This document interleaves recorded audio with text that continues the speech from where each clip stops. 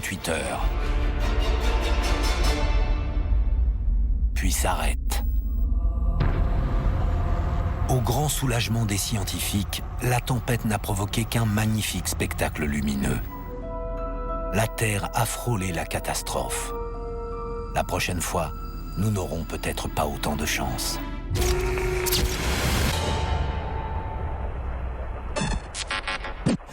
We on the edge of mass destruction. El Centro, en Californie. Bill Young fait partie d'un groupe d'astronomes amateurs chargés d'une tâche très importante. Bill Young est un astronome basé dans l'Arizona qui s'est fixé pour mission de surveiller les objets géocroiseurs potentiellement dangereux.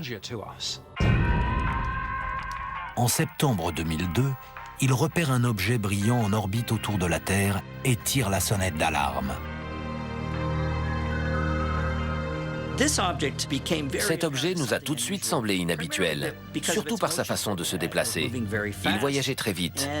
Sa vitesse était semblable à celle de la Terre. Le mystérieux objet fait plus de 18 mètres de diamètre et gravite tout près de notre planète. Bill Young fait part de son observation aux autorités. Au début, on a cru que c'était un astéroïde. La NASA prend la menace d'un impact d'astéroïde très au sérieux.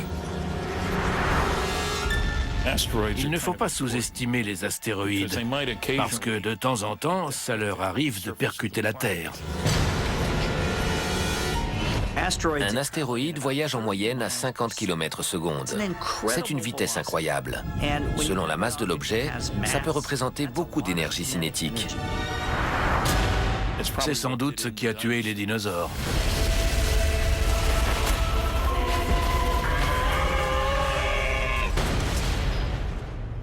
Mais l'astéroïde J002E3 ne se comporte pas du tout comme un astéroïde.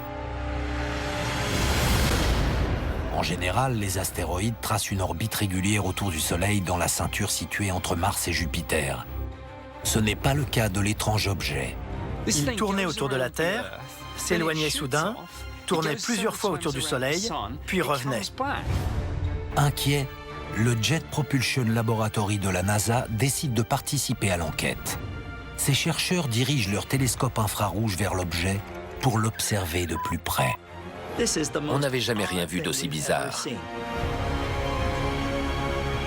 Quand on a analysé le spectre, c'était de la peinture. L'objet mystère semble être recouvert d'un matériau